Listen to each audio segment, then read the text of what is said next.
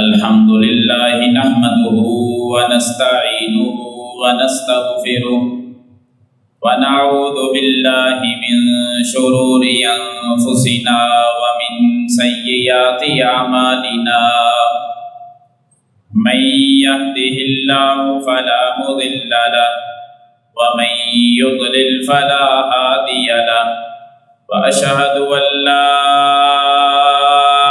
इलाहा इल्लल्लाहु वहदहु ला शरीका लहु व अशहदु अन्ना मुहम्मदन अब्दुहु व रसूलुहु या अय्युहल्लज़ीना आमनुत्तक़ुल्लाहा हक़्क़ तुक़ातिही व ला तमूतुन्ना इल्ला व अंतुम मुस्लिमून या अय्युहल्लज़ीना आमनुत्तक़ुल्लाहा व क़ूलू क़ौलन सदीदा युस्लिह लकुम अअमालकुम व यग़फिर लकुम ज़ुनूबकुम व मन युतिइल्लाह व रसूलहु फ़क़द फ़ाज़ फ़ौज़न अज़ीमा या अय्युहन्नासु इत्तक़ू रब्बकुमुल्लज़ी ख़लक़कुम मिन नफ़्सिन वाहिदतिन व ख़लक़ मिनहा ज़ौजहा व बस्स मिनहुमा रिजालन कसीरन व निसाअ वत्तक़ुल्लाह अल्लज़ी तसाअलून बिही वल अरहाम इन्नल्लाह कान अलैकुम रक़ीबा अल्लाहुम्मा सल्लि अला मुहम्मदिन व अला आलि मुहम्मद कमा सल्लैता अला इब्राहीम व अला आलि इब्राहीम इन्नका हमीदुम मजीद अल्लाहुम्मा बारिक अला मुहम्मदिन व अला आलि मुहम्मद कमा बारकता अला इब्राहीम व अला आलि इब्राहीम इन्नका हमीदुम मजीद अम्मा बअदु फ़इन्न खैरल हदीस किताबुल्लाह व खैरल हदी हदी मुहम्मदिन सल्लल्लाहु अलैहि वसल्लम व शर्रल उमूरि मुहदसातुहा व कुल्लु मुहदसतिन बिदअह व कुल्लु बिदअतिन ज़लालह व कुल्लु ज़लालतिन फिन्नार अम्मा बअदु फ़अऊज़ु बिल्लाहि अस्समीइल अलीम मिनश शैतानिर रजीम मिन हम्ज़िही व नफ़्ख़िही व नफ़्ख़िही बिस्मिल्लाहिर रहमानिर रहीम वल फ़ज्रि व लयालिन अश्र वश्शफ़्इ वल वत्र वल्लैलि इज़ा यसर वक़ाल अन्नबी सल्लल्लाहु अलैहि वसल्लम मल अमलु फ़ी अय्यामिल अश्र अफ़ज़लु मिन्हा फ़ी हाज़िही क़ालू या रसूलल्लाहि सल्लल्लाहु अलैहि वसल्लम वलल जिहाद क़ाल सल्लल्लाहु अलैहि वसल्लम वलल जिहाद इल्ला रजुलुन युख़ातिरु बिनफ़्सिही व मालिही वलम यरजिअ बिशैइन रब्बि इश्रह ली सदरी व यस्सिर ली अम्री वहलुल उक़दतम मिन लिसानी यफ़क़हू क़ौली अल्लाहुम्मा रब्बि ज़िदनी इल्मा अल्लाहुम्मा रब्बि ज़िदनी अमला। वाजिबुल एहतराम दोस्तों, बुजुर्गों, अजीज़ साथियों, इज़्ज़त व एहतराम के लायक इस्लामी माँ और बहन, कुरान मजीद में से 4 आयात मैंने आपके सामने जो तिलावत की हैं, सूरतुल फजर की पहली 4 आयात। इसी तरह सहीह बुखारी की एक हदीस पाक मैंने आपके सामने पढ़ी है। इन्हीं के तहत आज के खुतबे में چند گزارشات آپ کے کچھ گزار کرنا چاہتا ہوں۔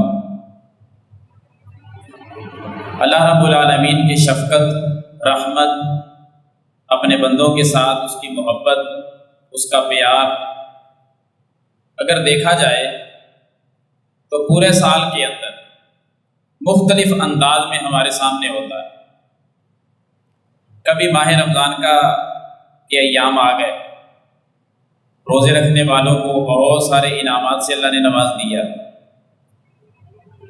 کبھی اسی مہینے کے اندر پھر تاکراتوں کا سلسلہ آخری عشرے میں لیلۃ القدر تلاش کرنے کے حوالے سے بے شمار انعامات بندوں کے لیے پھر کر دیے۔ کبھی اللہ تعالیٰ جمعے کا دن عطا کر دیتا ہے تاکہ دوسرے دنوں کی بنسبت اس کی زیادہ فضیلت، لوگ 7 دنوں کے اندر ایک دن روٹین کو ذرا بدل کر اللہ کی عبادت کریں، اور بہت سارے انعامات پھر عطا کر دیے۔ کبھی مالک کائنات خالق ارض و سما نے دنوں کے حوالے سے مختلف ایام عطا کیے، راتوں کے اعتبار سے مختلف راتیں عطا کر دی۔ مثال کے طور پر محرم کا مہینہ، 10 محرم کا روزہ، اس کی الگ فضیلت بیان کر دی کہ ایک دن کا روزہ رکھ سال کے گناہ معاف کر دے گا اللہ تعالیٰ۔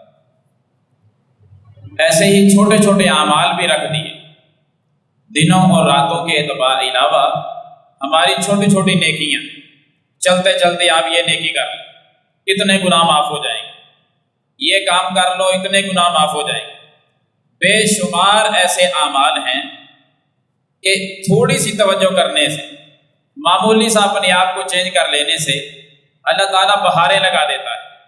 میں ایک مثال دے کر بات کو آگے بڑھاتا ہوں۔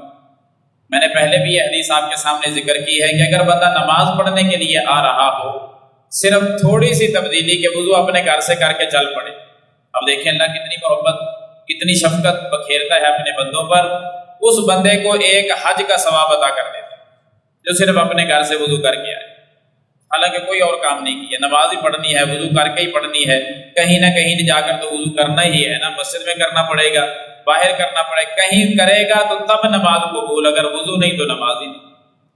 لیکن اگر گھر سے کر لے تو ایک حج کا ثواب اس کے نامہ اعمال میں اضافی طور پر لکھ دیا جائے گا۔ اس طرح کے بیسیوں اعمال۔ ایک شخص چل رہا تھا سفر پر، صحیح بخاری میں حدیث، نبی صلی اللہ علیہ وسلم نے فرمایا کہ پہلی امتوں کا واقعہ ہے، اللہ نے وحی کے ذریعے مجھے بتایا ہے کہ ایک آدمی روڈ پہ چل رہا تھا، اس نے ایک درخت دیکھا، اس کی ایک ٹہنی نیچے کو جھکی ہوئی تھی، گزرنے والوں کو تکلیف ہو رہی تھی، وہ ٹہنی کسی کے سر پہ لگتی، کسی کے کندھے پہ لگتی، گزرنے والے تکلیف محسوس کرتے۔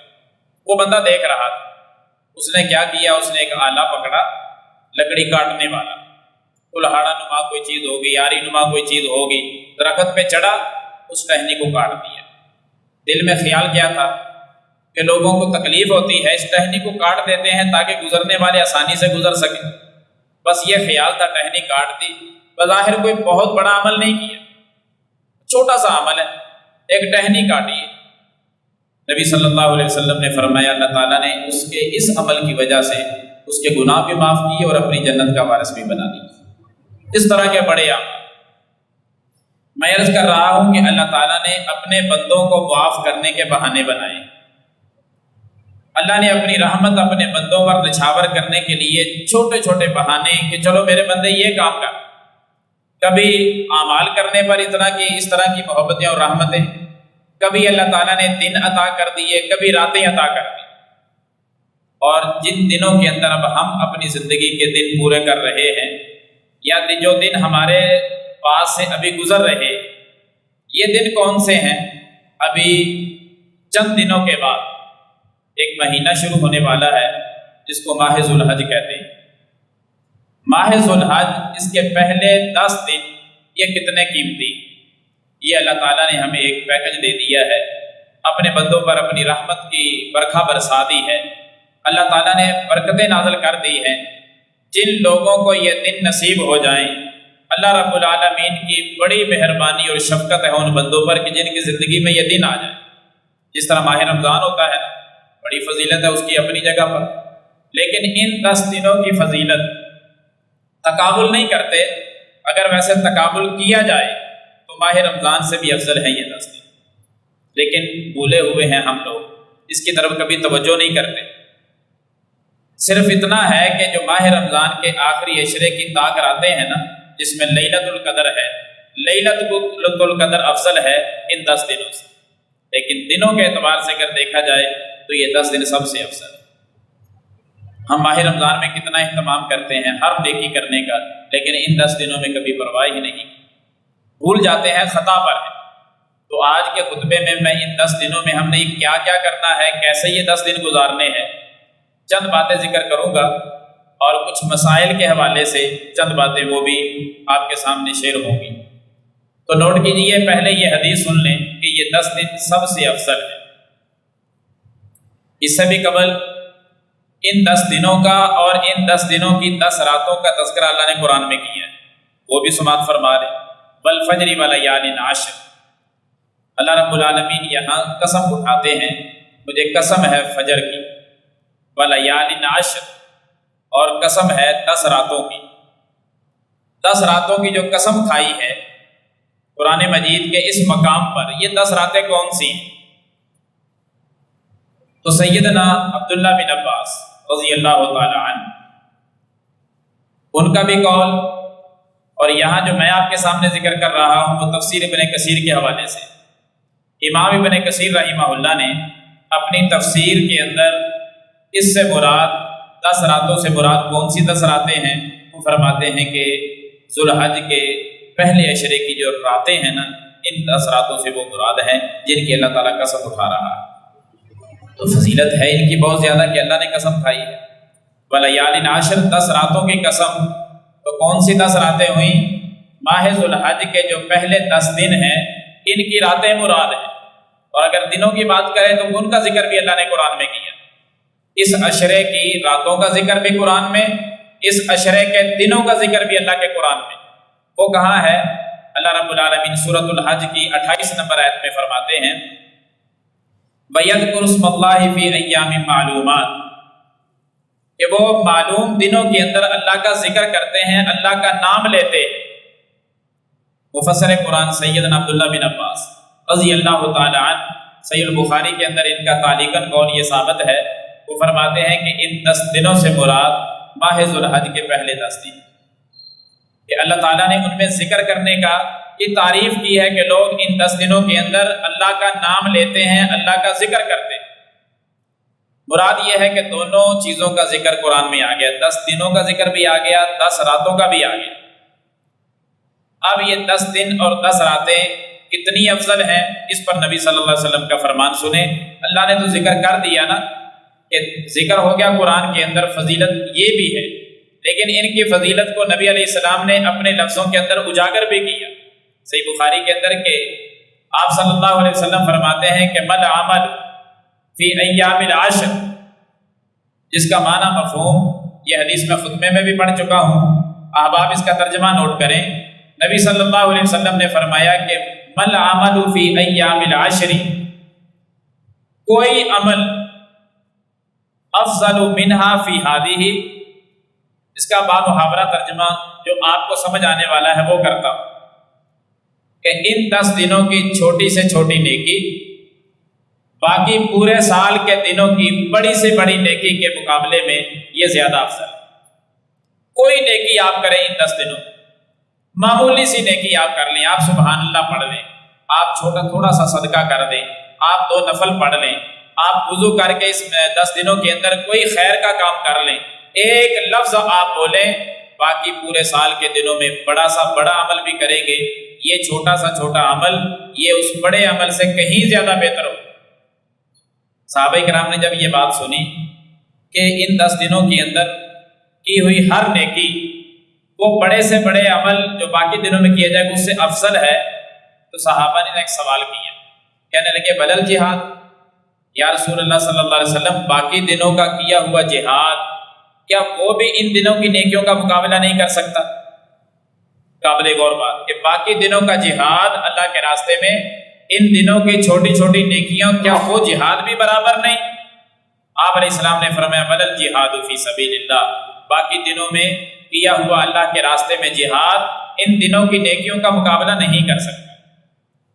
جہاد بھی برابر نہیں ہے ان دنوں کی ہر نیکی، چھوٹی سے چھوٹی نیکی جہاد فی سبیل اللہ بھی پیچھے رہ گیا۔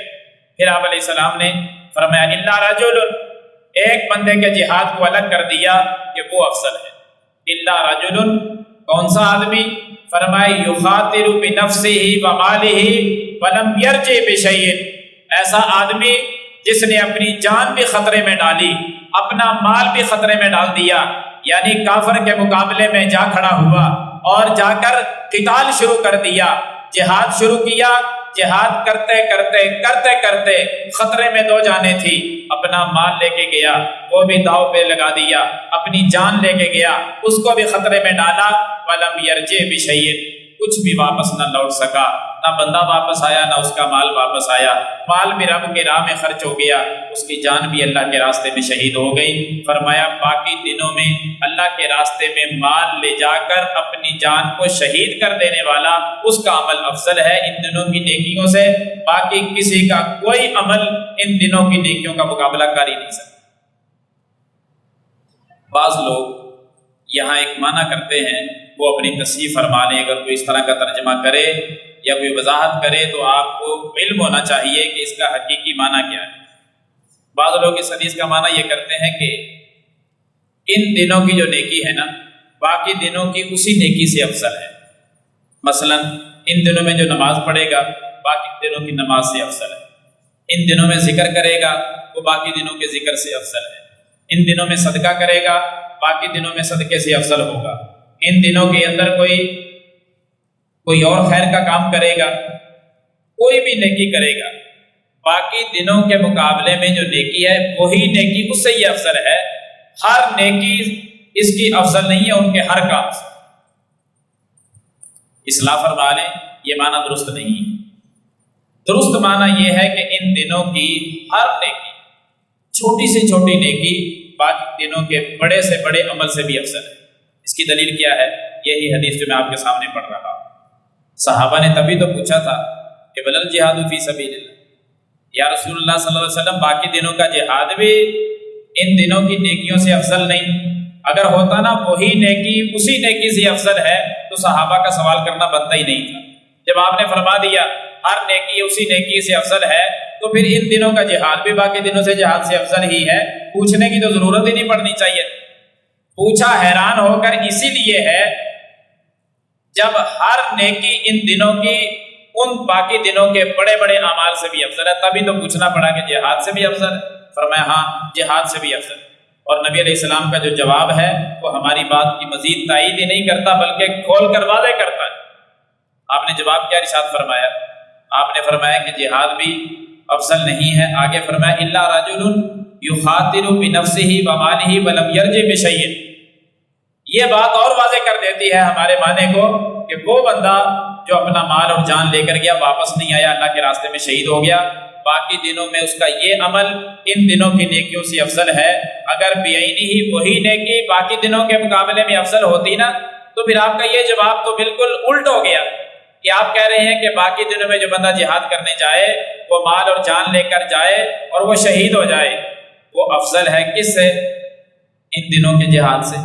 پھر تو یہی معنی بننا چاہیے نا کہ ان دنوں میں جہاد کرنے گیا، وہ مال بھی لے کے گیا، وہ اپنا جان بھی لے کر گیا، وہ انہی دنوں کے اندر اللہ کے راستے میں شہید ہو گیا۔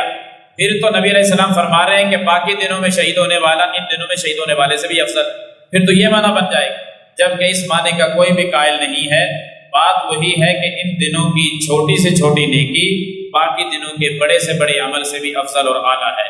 صرف ایک بندے کا عمل اعلیٰ ہے جو اپنا مال اور جان لے کر جائے، اللہ کے راستے میں شہید ہو جائے، وہ ان دنوں سے افضل عمل کر گیا، باقی کسی کا کوئی عمل اس سے افضل نہیں ہے۔ صرف جہاد کر کے زندہ واپس آ جائے اس کا جہاد بھی افضل نہیں ہے ان دنوں کی چھوٹی چھوٹی نیکیوں کے مقابلے میں۔ ان دنوں میں اب کرنا کیا ہے؟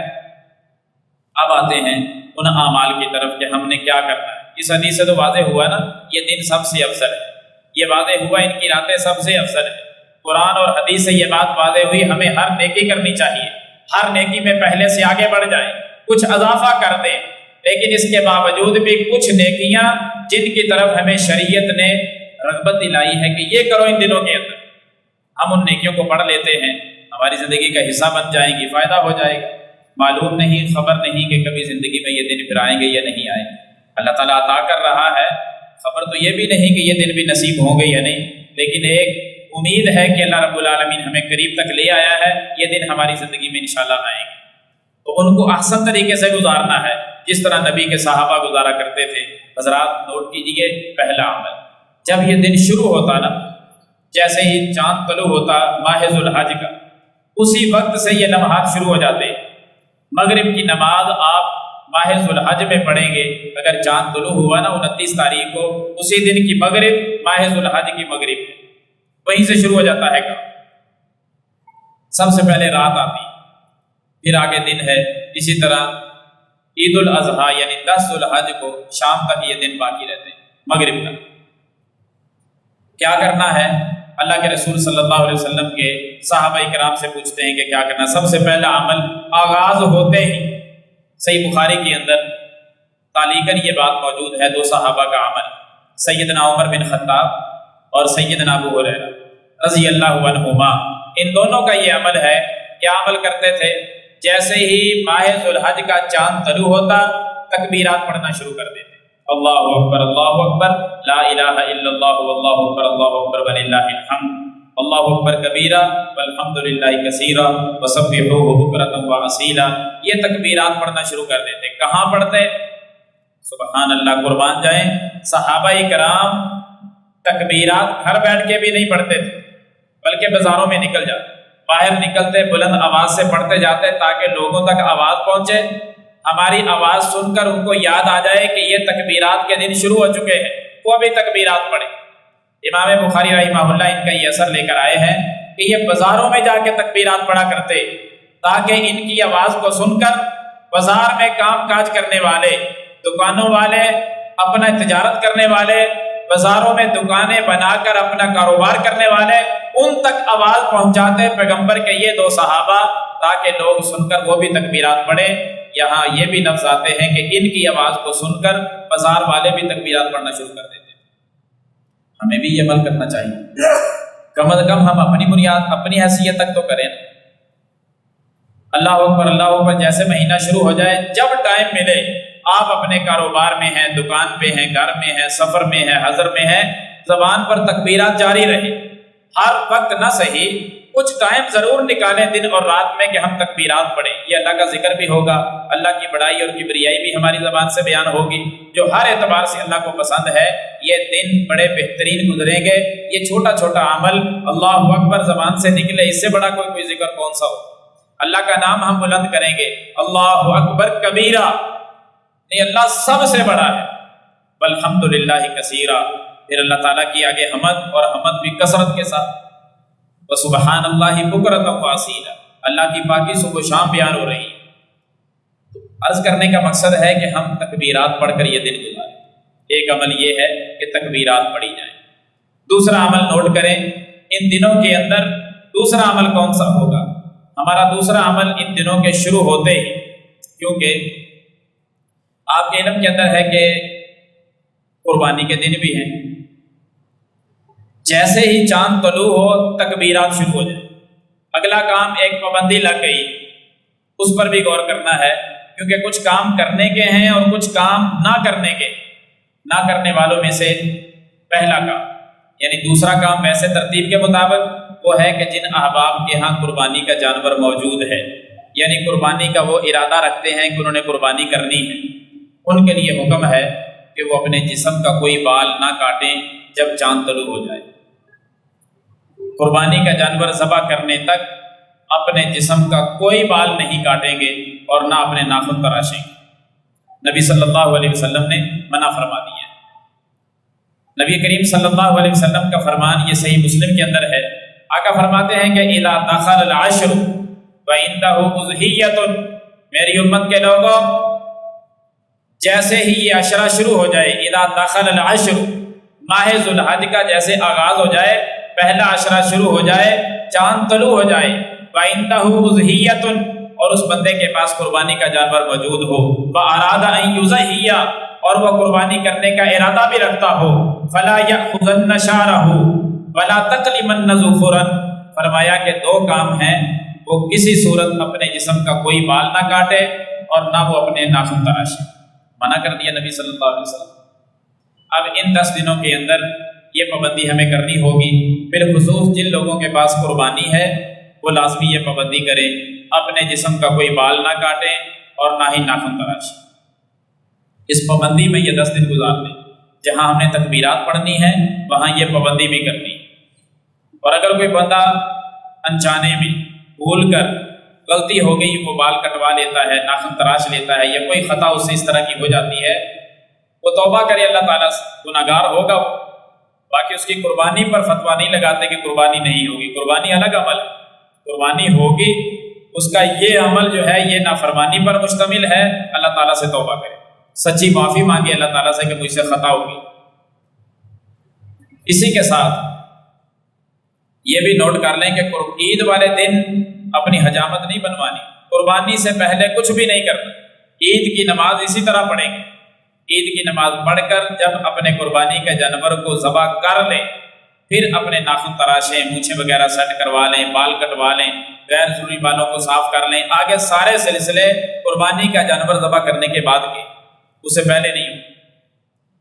یہ دن اسی طرح یعنی یہ چاند طلوع ہونے کے ساتھ ہی تعلق ہے، اس لیے یہ حدیث میں نے پہلے پڑھ دی ہے کہ تکبیرات بھی شروع سے ہی اور پابندی بھی شروع سے۔ اسی کے ساتھ ایک تیسرا عمل اگر کوئی کر سکے تو وہ بھی شروع سے ہی، کیونکہ نبی صلی اللہ علیہ وسلم کا ذاتی عمل وہ بالکل شروع سے ہی۔ ابو داؤد کے اندر یہ حدیث ہے، اللہ کے رسول صلی اللہ علیہ وسلم روزے رکھا کرتے تھے۔ ام المومنین سیدہ حفصہ رضی اللہ تعالی عنہ وہ بیان کرتی ہیں کہ نبی صلی اللہ علیہ وسلم ماہ ذو الحج کے پہلے 9 دنوں کے روزہ رکھا کرتے تھے، ابتدا سے پہلے دن سے لے کر 9 تاریخ تک، یوم عرفہ تک سارے روزے رکھتے تھے۔ اگر کوئی نہیں رکھ سکتا وہ گناہگار نہیں ہوگا، یہ فضیلت والا عمل ہے، جہاں نبی صلی اللہ علیہ وسلم ایام تشریق کے روزے رکھتے، ایام 20 کے روزے رکھتے، اور آپ صلی اللہ علیہ وسلم سوموار اور جمعرات کا روزہ رکھتے، وہاں ان 9 دنوں کے بھی روزے رکھا کرتے۔ ہمیں بھی یہی تلقین کی گئی، ہمیں بھی اس پر عمل کر لینا چاہیے، یا کم از کم یوم عرفہ کا روزہ ضرور رکھنا چاہیے، جو 9 تاریخ ہے اس مہینے کی۔ اس پر زیادہ بحث ہم نہیں کریں گے، انشاءاللہ اگلا خطبہ صرف یوم عرفہ پہ ہوگا، اگلا جمعہ زندہ رہے تو صرف یوم عرفہ کے متعلق میں آپ احباب کے سامنے، کیونکہ ابھی یوم عرفہ باقی ہوگا تو اس کے متعلق چند باتیں کہ یہ دن ہم نے کیسے گزارنا ہے۔ آج صرف ایک حدیث پڑھ دیتا ہوں کہ یوم عرفہ کا روزہ نبی صلی اللہ علیہ وسلم سے سوال کیا گیا کہ محبوب جی سئیلا عن صوم یوم عرفہ، یوم عرفہ کے روزے کے بارے میں پوچھا گیا کہ اس کی کیا فضیلت ہے۔ آپ علیہ السلام نے فرمایا یکفرھا سنۃ الماضیۃ والباقیہ، یہ جو روزہ ہے نا ایک دن کا، یہ 2 سالوں کے گناہوں کا کفارہ بن جاتا ہے، ایک گزرا ہوا سال اور ایک آئندہ سال، ایک گزرے ہوئے سال کے گناہ معاف، اور ایڈوانس ایک آنے والا بھی سال آیا نہیں، گناہ اللہ پہلے ہی معاف کر دیتا ہے۔ یہ اتنی فضیلت والا دن ہے یوم عرفہ۔ یہاں ایک غلطی کی اصلاح کر دیتا ہوں، باقی باتیں انشاءاللہ پھر اگلے خطبے میں ہوں۔ کچھ لوگوں کا یہ ذہن ہے کہ نبی صلی اللہ علیہ وسلم نے فرمایا تھا یوم عرفہ کا روزہ جس دن حاجی حضرات میدان عرفات میں ہوں گے، اس دن کا روزہ آپ نے فرمایا کہ میدان میں وہاں حاجی پہنچے ہوئے پوری دنیا سے آنے والے اس میدان میں ایک ہی وقت میں اکٹھے ہوتے، میدان عرفات میں 9 تاریخ کو 9 ذو الحج۔ تو نبی علیہ السلام نے فرمایا کہ جو آ گئے ادھر ان کی یہ فضیلت الگ حدیثیں بیان کر دیں، جو یہاں نہیں پہنچ سکے وہ اس دن کا روزہ رکھ لیں اپنے اپنے علاقے میں، اللہ تعالیٰ 2 سالوں کے گناہ معاف کر دے گا۔ وہ اس بات سے یہ معنی کرتے ہیں کہ اسی دن کا روزہ رکھیں گے جس دن حاجی میدان عرفات میں ہوں گے، اسی دن کا روزہ۔ وہاں اس دن 9 تاریخ ہوتی ہے اور پاکستان میں کتنی ہوتی؟ 8 تاریخ، اس دن 8 ذو الحج، لہذا ہم 8 کا روزہ رکھیں گے، تو یہ معنی درست نہیں ہے۔ 8 کا روزہ ہم نہیں رکھیں گے، ہم 9 ہی کا روزہ رکھیں گے۔ اس کی دلیل کیا ہے وہ بھی نوٹ کر لیں۔ اس کی دلیل یہ ہے کہ اپنے اپنے مطلع کے اعتبار سے سارے ایام چل رہے ہیں، روزہ ہے، اسی طرح لیلۃ القدر ہے، عید ہے، سارے سلسلے جو ہیں وہ مطلع کے اعتبار سے ہے۔ یوم عرفہ بھی مطلع کے اعتبار سے ہوگا، اپنی چاند کی تاریخ کے اعتبار سے ہوگا، ان کی تاریخ کے اعتبار سے نہیں ہوگا۔ ایک اور دلیل کہ کیوں نہیں ہوگا، اس لیے کہ کبھی بھی پوری دنیا کے مسلمان، کیونکہ حکم پھر پوری دنیا کے لیے ہونا چاہیے نا، صرف پاکستان اور سعودی عرب کا ہی تو نہیں مسئلہ، مسئلہ تو پوری دنیا کے مسلمانوں کا ہے۔ پوری دنیا کے مسلمان پھر اسی ٹائم کا روزہ رکھ ہی نہیں سکیں گے۔ مثلا سعودی عرب کے اندر جس وقت میدان عرفات میں سارے احباب، سارے حاجی جمع ہیں، 9 تاریخ ہے ماہ ذو الحج کی، ہمارے ہاں اس ٹائم 8 تاریخ ہے۔ ہمارا یہ سوال ہے کہ امریکہ میں رہنے والے مسلمان کس ٹائم کا روزہ رکھیں گے، کس تاریخ کا رکھیں گے، کس وقت کا رکھیں گے؟ جواب نہیں دے سکیں گے کبھی بھی کوئی بندہ۔ وجہ کہ سعودی عرب کا اور امریکہ کا 9 گھنٹوں کا فرق ہے، 9 گھنٹوں کا فرق ہے امریکہ اور سعودیہ کا۔ یعنی میدان عرفات میں جس وقت حاجی حضرات موجود ہیں، امریکہ کے مسلمان سوئے ہوئے، وہاں تو رات ہے۔ کیا وہ پھر رات کا روزہ رکھیں گے؟ اسلام کے اندر رات کا روزہ ہے ہی نہیں، نہ کوئی نفلی نہ کوئی فرضی، روزہ تو دن کا ہے، سحری اور افطاری کا سلسلہ ہے۔ پھر وہ رات کا روزہ کیسے رکھیں گے؟ رکھ ہی نہیں سکتے۔ تو پھر حکم روزے کا یوم عرفہ کا پوری دنیا کے مسلمانوں کے لیے ہے، 1-2 ملکوں کے لیے نہیں۔ اور اگر تھوڑی سی اور آپ اس کو گہرائی میں جائیں، ہمارے پاکستان کا بھی تو سعودی عرب سے 2 گھنٹوں کا فرق ہے۔ ہم کس ٹائم روزہ رکھیں گے؟ میدان اگر 8 کا روزہ رکھیں نا ہم، تو اس کا مطلب ہوا کہ میدان عرفات میں ابھی یوم عرفہ شروع ہی نہیں ہوا، ہمارا روزہ 2 گھنٹے پہلے شروع ہو گیا، اور وہ ابھی تک میدان عرفات میں اللہ کو یاد کر رہے ہیں۔ عین قبولیت کی گھڑیوں کے اندر عصر کے وقت، عصر کا ٹائم ہے، جب وہ اللہ کو پکار کر رو کر اللہ سے دعائیں مانگ رہے ہیں، ہمارا روزہ فارغ بھی ہو جائے گا، ہماری افطاری بھی ہو جائے گی۔ ہم تو اس وقت کا روزہ ساتھ رکھ ہی نہیں سکتے۔ لہذا 8 اور 9 کا چکر نہیں، روزہ صرف 9 کا ہے۔ اپنے اپنے ملک میں اپنے اپنے مطلع کے اعتبار سے 9 کا روزہ رکھ کے سارے اختلافات پر، تو 2 سالوں کے گناہ معاف ہو جائیں گے۔ یہ میں عرض کر رہا تھا یوم عرفہ کے حوالے سے، باقی باتیں انشاءاللہ اگلے خطبے میں یوم عرفہ کے بتا لیں۔ ان 10 دنوں کو مزید کیسے گزارنا ہے اور ہمارے لیے کیا کام ہے جو ہم نے کرنے ہیں اور اللہ رب العالمین نے اپنے محبوب پیغمبر صلی اللہ علیہ وسلم کے ذریعے ہم تک پہنچا دیے، تو نوٹ فرمائیں۔ ایک اور عمل جو انہی دنوں کے ساتھ منسلک ہے وہ بھی نوٹ کر لیں۔ جو پہلے حدیث پڑھ رہا تھا اس کے ساتھ وہ حدیث کیونکہ مل رہی ہے وہ بھی سنیں۔ قربانی کرنے والے احباب بال نہیں کاٹیں گے، ناخن نہیں تراشیں گے، تاکہ ان کی قربانی کے متعلق حکم آ گیا ہے کہ قربانی جس کے پاس ہے، ارادہ رکھتا ہے، وہ یہ کام نہ کرے۔ جس کے پاس قربانی نہیں، کیا وہ بھی یہی کام کرے یا وہ کیا کرے اللہ اس کو بھی اجر دے؟ تو 2 باتیں نوٹ کرنی ہیں آپ نے۔ ایک ہے قربانی کرنا، ایک ہے قربانی کے لیے سب سے پہلے، قربانی سے بھی پہلے کچھ پابندیوں کے ساتھ گزارنا ٹائم۔ میں پابندی کی بات کر رہا ہوں ابھی قربانی کے لیے۔ تو جس کے پاس قربانی کا جانور نہیں ہے، غریب آدمی ہے، استطاعت نہیں رکھتا، کوئی حرج نہیں۔ قربانی یہ فرض نہیں کہ غریب آدمی کے پاس طاقت نہیں ہے تو اس کے لیے ضروری نہیں کہ وہ قربانی کرے، نہیں کرتا گناہگار نہیں ہے، اللہ رب العالمین اس کے حالات بہتر کرے، آئندہ وہ بھی قربانی کے قابل ہو جائے۔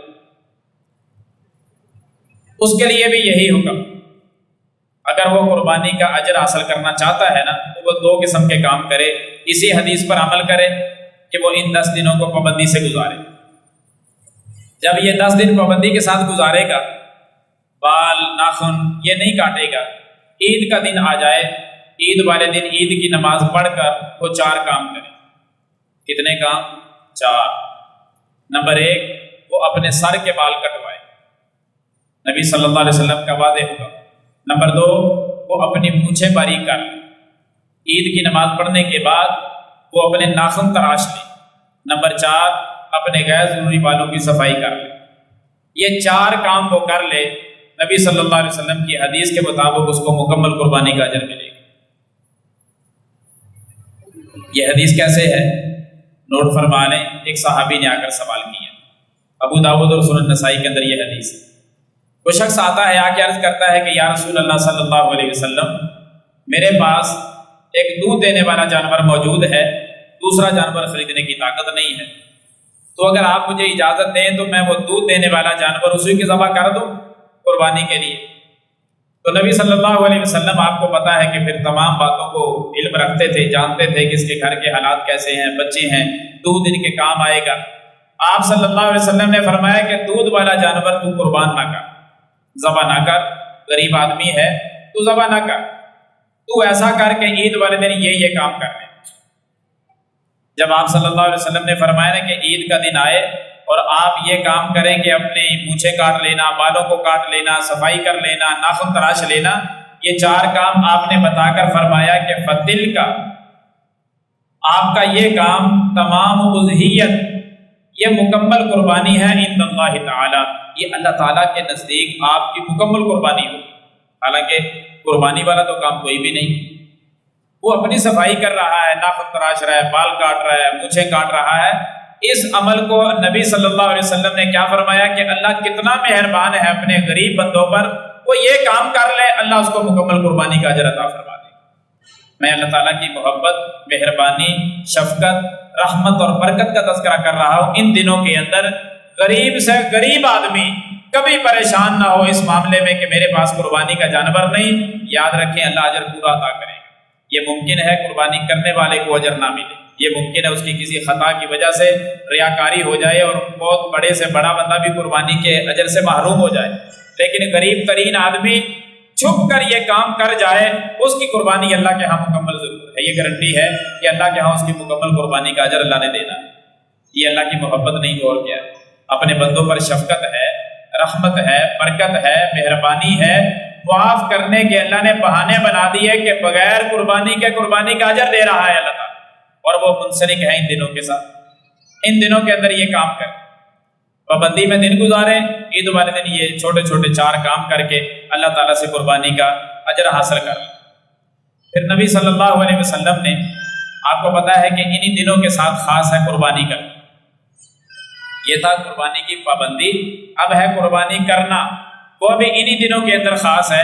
10 محرم کو 10 ذو الحج کو جا کر ہم قربانی کرتے۔ یہ عمل کتنا قیمتی ہے، نبی صلی اللہ علیہ وسلم کی عظیم سنت ہے، اس پر عمل کرنا چاہیے۔ جو احباب مالدار ہیں، صاحب استطاعت ہیں، ان کو ادھر ادھر کی باتیں کر کے اس سے کنارہ کش نہیں ہونا چاہیے، بلکہ جد الانبیاء ابراہیم علیہ السلام کی عظیم سنت، پھر محمد رسول اللہ صلی اللہ علیہ وسلم کی عظیم سنت، اس پر عمل کر کے جانور کو ذبح کرنا چاہیے، اللہ کے راستے میں قربان کرنا چاہیے، اور جن شرائط کے ساتھ ذبح ہونا ہے انہی پر عمل کرتے ہوئے بہترین خوبصورت جانور لے کر اپنا مال اللہ کی راہ میں خرچ کریں۔ نبی صلی اللہ علیہ وسلم کی بہت ساری حدیثیں، لوگ تو بہت ساری باتیں اس طرح کی کر کے ہر سال لوگوں کو قربانی سے متنفر کرنے کی کوشش کرتے ہیں۔ ملحد قسم کے لوگ، بے دین قسم کے لوگ، بڑی بڑی باتیں، 2 موقع آتے ہیں، حج کا موقع اور پھر قربانی کا موقع، دونوں ایک ساتھ منسلک ہیں۔ یہ دن جیسے شروع ہوتے ہیں، حج کے بارے میں بھی شکوک و شبہات میں ڈالنے لگ جائیں گے کہ حج کی کیا ضرورت پڑی ہے، آپ کے محلے میں غریب بندے بیچارے مر رہے ہیں، تم حج پہ جا رہے ہو 12-14 لاکھ روپے خرچ کر کے، ان غریبوں کا تعاون کر دو۔ قربانی کا جانور کوئی خریدنے لگے گا، تب یہ ملحد قسم کے لوگ اس طرح کے شکوک و شبہات ڈالیں گے کہ آپ کے محلے میں اتنے غریب لوگ رہتے ہیں، آپ ان کے ساتھ تعاون کیوں نہیں کرتے؟ لاکھوں روپیہ خرچ کر دینا اور ذبح کر کے جانور کھا جانا، یہ کہاں کا اصول ہے؟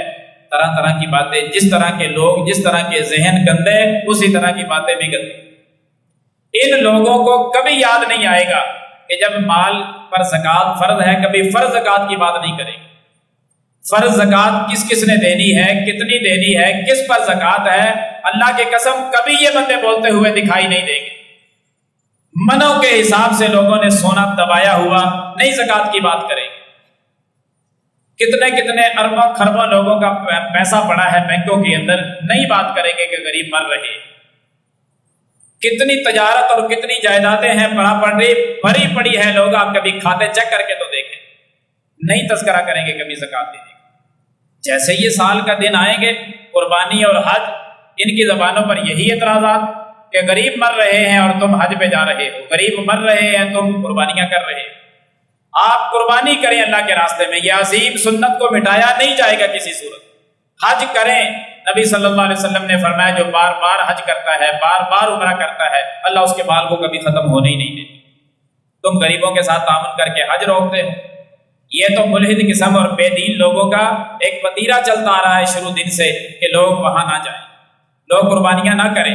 نبی صلی اللہ علیہ وسلم کا عمل پیش کروں، حیران ہو جاؤ کہ میرے محبوب نے زندگی میں ایک ہی حج کیا تھا، زندگی نے وفا نہ کی، وگرنہ میرے محبوب ہر سال حج پہ جاتے۔ ایک ہی حج آیا زندگی میں، اس کے بعد پیغمبر زندہ نہ رہے۔ ایک حج کی کبھی داستان پڑھ کے دیکھو، میرے محبوب نے جھنڈے گاڑ دیے اللہ کی راہ میں خرچ کرنے کے اعتبار سے، جانوروں کو ذبح کرنے کے اعتبار سے۔ میرے پیغمبر ہمارے پیر و مرشد 100 اونٹ لے کر گئے اللہ کی عدالت میں اللہ کے نام پر ذبح کرنے کے لیے۔ 100 اونٹ مانا رکھتا ہے لوگوں، میرے محبوب نے ذبح کرنا شروع کیا۔ 63 اونٹ پیغمبر نے اپنے ہاتھ سے ذبح کر دیے ایک میدان کے اندر۔ اور سیرت کی کتابیں پڑھ کر دیکھیں، کمال کی محبت کی ہے جانوروں نے۔ ہر اونٹ کوشش کرتا تھا آگے بڑھ کر خود پیغمبر کے سامنے آئے کہ نبی کے ہاتھوں میں ذبح ہو جاؤں۔ کیا شان ہے ہمارے پیر و مرشد کی، جانور ذبح ہونا بھی سعادت سمجھتے تھے، خود آگے بڑھتے تھے۔ لائنیں لگی ہوئی، قطاریں بنی ہوئی اونٹوں کی، نبی کے ہاتھ سے ذبح ہونے کے لیے، کوئی پکڑنے والا نہیں، گھٹنا باندھا جاتا، ایک برچھی ماری جاتی، جانور نہر ہو جاتا۔ حضرات 63 اونٹ پیغمبر نے اپنے ہاتھ سے ذبح کر کے چھری پھر تھما دی سیدنا علی المرتضیٰ شیر خدا رضی اللہ تعالیٰ عنہ کو۔ باقی سارے اونٹ سیدنا علی نے ذبح کیے۔ لوگ ایک ایک جانور ذبح کرنے پر اعتراض کرتے ہیں۔ میرے محبوب نے اس زمانے میں ضرورت بھی تھی، غریب بھی تھے، بہت کچھ تھا۔ مدینے کے اندر وہ لوگ بھی تھے جن کے گھروں میں کھانا تک نہیں پکتا تھا، کئی مہینے چولہے میں آگ نہیں جلتی تھی، سارا کچھ تھا، لیکن 100 اونٹ ذبح کر کے پیغمبر علیہ السلام نے خبر کیا دی ہے، پیغام کیا دیا ہے کہ قربانی کے جانوروں سے کبھی مال کم نہیں ہوتا، غریبوں کے چولہے قربانی کے جانوروں سے نہیں چلتے، غریبوں کا گھر اس پیسے سے نہیں چلے گا، حج کا پیسہ اور قربانی کا پیسہ اسی پہ لگے گا۔ غریبوں کے ساتھ تعاون کرنا ہے، اپنی فرض زکوٰۃ نکالا کرو۔ رب محمد کی قسم اٹھا کر کہتا ہوں، ساری دنیا کے لوگ اگر صرف مسلمانوں کی بات کر لیں، باقیوں کو چھوڑے آپ اپنے ملک کی بات کر لیں، صرف پاکستان کے لوگ جو مالدار ہیں اگر حساب لگا کر اپنی پوری زکوٰۃ انصاف کے ساتھ نکالنے لگ جائیں، اللہ کی قسم پاکستان میں کوئی غریب بندہ نہیں رہے۔ ظلم تو یہ ہوتا ہے، جہاں ظلم ہوتا ہے اس کی کوئی بات نہیں کرتا، اور جو حقیقت پر عمل کرنے والی باتیں ہیں ان کو روکنے کی کوشش کی جاتی ہے۔ آپ ان دونوں کے اندر قربانی کریں، ذوق شوق کے ساتھ کریں، اچھا جانور خرید کر کریں، اپنی طاقت کے مطابق کریں، جتنا رب نے نوازا ہے اس کے مطابق خوبصورت جانور خریدیں، مال اس پر لگا کر اللہ کے سامنے عاجزی کے ساتھ دعا کریں، رو پڑیں اللہ کے سامنے کہ یا اللہ یہ تیرے نام پہ خریدا ہے، ریاکاری سے بچا لینا۔ یہ دعائیں کر کے پھر اس کے گلے پر اپنے ہاتھ سے چھری چلائیں، پھر اللہ کے سامنے وہ قبول ہوگا۔ اللہ آپ کی خلوص اور اندر کی جو باتیں ہیں ان پر اجر دینے والا ہے، دکھلاوا اللہ کو پسند نہیں ہے۔ میرے محبوب صلی اللہ علیہ وسلم کا فرمان ہے، ان اللہ لا ينظر الى صورکم، اللہ تعالیٰ شکلیں دیکھتا ہی نہیں ہے۔ ان اللہ لا ينظر الى صورکم ولا الى اموالکم، اللہ کسی کا مال نہیں دیکھتا، کسی کی شکل نہیں دیکھتا، وَلَٰكِن يَنظُرُ إِلَىٰ قُلُوبِكُمْ وَأَعْمَالِكُمْ، اللہ جب دیکھتا ہے بندے کا دل دیکھتا ہے اور بندے کا عمل دیکھتا ہے کہ کرتا کیسے۔ اللہ نے تو شکلیں دیکھنی نہیں، اللہ نے جانور کا بڑا ہونا یہ نہیں دیکھنا، خوبصورت نہیں دیکھنا، اللہ تعالیٰ نے یہ دیکھنا ہے کہ یہ کتنا کا مالدار ہے اور کتنا کا پیسہ میری راہ پہ خرچ کر رہا، بس یہ دیکھنا ہے۔ نیکی کیسی ہے؟ بعض دفعہ ایسے ہوگا کہ لاکھوں روپیہ کا خریدا ہوا جانور، وہ ہزاروں والا خریدنے والا وہ آگے نکل جائے گا، لاکھوں والا پیچھے رہ جائے گا، کیونکہ عمل میں کچھ اخلاص نہیں رہا ہو۔ اس لیے قربانی کا جانور خریدنے کے دن ہے، آپ اپنی اپنی طاقت کے مطابق اور اللہ کو راضی کرنے کے لیے، محلے والوں کو راضی کرنے کے لیے نہیں، اللہ کو راضی کرنے کے لیے جتنا ہو سکے اس کو چھپا کر کریں۔ آپ کے چھپا کر کرنے سے اگر کوئی دیکھ بھی لیتا ہے تو یہ ریاکاری نہیں، آپ کے دل میں یہ بات ہو کہ میں کسی کو نہ دکھاؤں، میں نے اللہ کے لیے ذبح کرنا ہے۔ اللہ تو اندھیروں میں بھی دیکھتا ہے، اللہ تو بند کمروں میں بھی دیکھتا ہے، بس اللہ دیکھ لے، اللہ کے علم کے اندر ہے سارا کچھ، اللہ کے سامنے ہم نے ذبح کرنا ہے، اللہ کو علم ہے، ایک ایک لمحے کی خبر ہے، پھر کس کو دکھانا ہے؟ اور اتنا خوبصورت اللہ رب العالمین نے جو خوبصورت ہے نا جانور کو بتا دیا ہے کہ تم نے کس طرح کا خوبصورت خریدنا ہے۔ فرما دیا کہ دوندا جانور ہونا چاہیے، دوسرا نہیں قبول ہوگا۔ فرما دیا کہ لنگڑا نہیں ہونا چاہیے، بہترین چلنے والا ہو، چاروں ٹانگیں اس کی ٹھیک ہوں، لنگڑا پن واضح نہ ہوتا ہو، وہ اللہ قبول کرے گا۔ فرما دی آنکھیں بہترین ہوں، کانا جانور اللہ قبول نہیں کرے گا۔ میرے محبوب نے اللہ کا پیغام سنا دیا کہ بوڑھا جانور اتنا زیادہ بوڑھا نہ ہو کہ جس کی ہڈیوں سے گودا تک ختم ہو چکا ہو، یہ جانور اللہ قبول نہیں کرے گا۔ میرے محبوب نے پیغام اللہ کا سنا دیا کہ بیمار جانور جس کی بیماری بالکل واضح اور نمایاں ہو رہی ہو، وہ اللہ کے ہاں قبول نہیں ہوگا۔ تندرست جانور ہونا چاہیے، کڑیل جوان ہونا چاہیے، اس کی چاروں ٹانگیں بالکل ٹھیک ہونی چاہیے، آنکھیں بالکل صحیح ہونی چاہیے۔ یہ 4 عیوب جو واضح طور پہ بیان کر دیے، یہ ٹھیک ہوں۔ جانور خوبصورت ہے، جانور بہترین ہے، اس کا رنگ جس طرح کا مرضی ہو، قد کاٹ اس کا جیسا ہو، وہ جتنے پیسوں کا آئے، اللہ کے ہاں وہ قابل قبول ہے۔ سینگ اور کان کے بارے میں بھی کچھ حدیثیں موجود ہیں، آدھے سے زیادہ سینگ ٹوٹا ہوا ہو تو اس سے بھی بچنا چاہیے، کان کٹے ہوئے ہوں ان سے بھی بچنا چاہیے۔ اور اگر خوبصورتی کے طور پر یہ فارم وغیرہ والے جو گائے اور اس طرح کے جانور رکھتے ہیں جو ابتدا میں ہی سینگ ختم کر دیتے ہیں، یہ عیوب میں شامل نہیں۔ کان اگر کسی کا خوبصورتی کے لیے ابتدا سے ہی کسی نے کاٹ دیا، وہ عیوب کے اندر داخل نہیں۔ حضرات، اگر کسی جانور کا کوئی اور عیب جو حدیث میں بیان نہیں ہوا، جس کو ہم عیب سمجھتے ہیں، وہ عیب نہیں ہوتا۔ مثال کے طور پر گائے ہے، اونٹنی ہے، اس کا ایک تھن وہ ختم ہو جاتا ہے، اس سے دودھ نہیں آتا، زمانہ اس کو عیب کہتا ہے، محمد مصطفیٰ اس کو عیب نہیں کہتے صلی اللہ علیہ وسلم۔ قربانی کے لیے وہ بالکل جائز ہے۔ یہی اتباع ہے نا، قربانی یہی پیغام دیتی ہے کہ جو پیغمبر فرمائیں گے بس اسی پر عمل ہوگا، اپنی طرف سے کوئی چیز شامل کر ہی نہیں سکتے۔ جس کو زمانہ عیب کہے لیکن پیغمبر عیب نہ کہیں، وہ عیب نہیں ہے قربانی کے لیے۔ ہاں، دودھ کے لیے عیب ہے، ہمارے معاشرے نے اس کو عیب کہہ دیا ہے، قیمت اس کی کم ہو گئی ہے، جانور وہ ڈاؤن ہو چکا ہے، قیمت کے اعتبار سے وہ اچھا نہیں رہا، لیکن قربانی کے اعتبار سے وہ بالکل ٹھیک۔ تو اتباع رسول سکھلاتی ہے قربانی۔ یہ چند باتیں قربانی کے حوالے سے میں عرض کر رہا ہوں۔ اچھا جانور خریدیں، عیوب سے پاک اور صاف خریدیں، اس کو اللہ کے نام پہ ذبح کر دیں، انشاءاللہ اللہ تعالیٰ اس کو قبول فرمائیں گے۔ اور جب قبول ہو جائے گا، اسی کا فائدہ اور اسی پر انعامات ہیں، رحمت کی برکھا برسے گی، اللہ ہمارے مال میں اضافہ فرمائے گا، اللہ تعالیٰ ہمارے کاروبار میں اضافہ کر دے گا۔ آپ اللہ کے نام پہ خرچ کریں گے، اللہ تمہیں اور زیادہ عطا فرمائے گا۔ اس کے بعد آخری بات، اسی جانور کو ذبح کرنے کے بعد کھالوں کا مسئلہ بنتا ہے کہ وہ کہاں جمع کروانی ہے، کوئی ویسے پھینک دیتے ہیں، کوئی کسی کو دے دیتے ہیں، تو زیادہ طوالت میں نہیں جاتے۔ جامع امام بخاری جو مدرسہ مقام حیات ہے، اس مدرسے کا کیمپ یہاں ہم مسجد کے سامنے لگائیں گے۔ آپ منظور ٹاؤن سے جو احباب تشریف لائے، گلشن جمال سے آئے، زبیدہ رضا ٹاؤن سے آئے، اردا گرد سے جو آنے والے ہیں، جتنے احباب میری بات سن رہے ہیں، اپنی قربانی کے جانور کی کھال اس مسجد تک پہنچا دیں۔ یہاں بندے موجود ہوں گے، آپ سے وصول کریں گے، رسید آپ کو دے دیں گے، وہ باحفاظت وہ کھال آپ کی انشاءاللہ مرکز میں پہنچ جائے گی۔ کر لیں گے سارے احباب۔ اللہ رب العالمین آپ کے مال جان میں برکت عطا فرمائے، کیونکہ یہ ایک معمولی سا تعاون ہے۔ تقریباً 400 طالب علم پڑھتے ہیں جامع امام بخاری کے اندر۔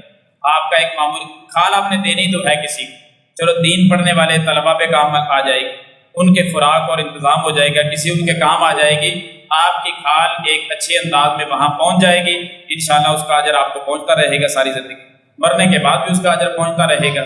امید ہے انشاءاللہ احباب اس پر ضرور توجہ فرمائیں گے اور اس پر عمل بھی کریں گے۔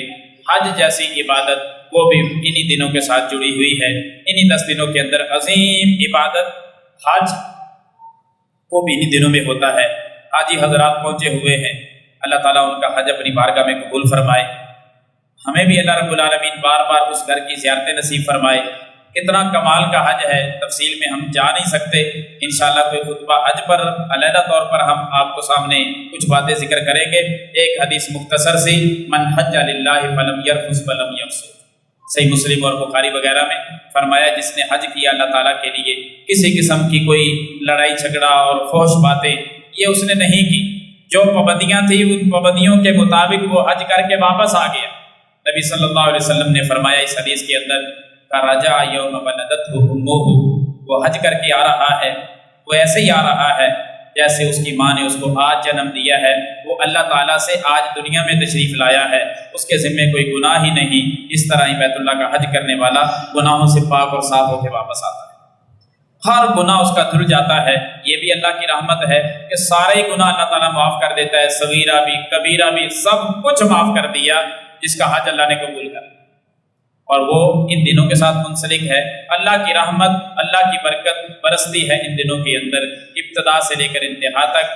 آپ تکبیرات پڑھیں، اذکار کریں، وَيَذْكُرُوا اسْمَ اللَّهِ فِي أَيَّامٍ معلومات پر عمل کرتے ہوئے سبحان اللہ والحمد للہ ولا الہ الا اللہ واللہ اکبر، یہ اذکار اپنی زبان پہ جاری کر لیں۔ ٹائم ملے تکبیرات پڑھتے جائیں، اللہ توفیق دے، صدقہ کریں تھوڑا بہت روزانہ ان دنوں کے اندر۔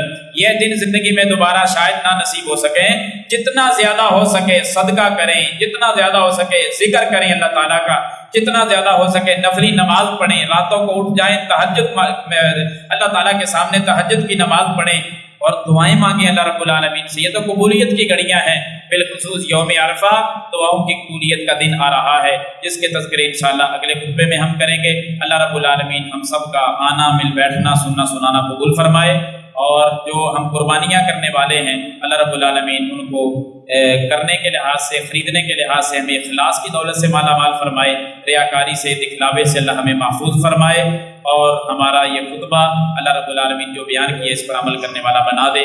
آمین ثم آمین، وآخر دعوانا ان الحمد للہ۔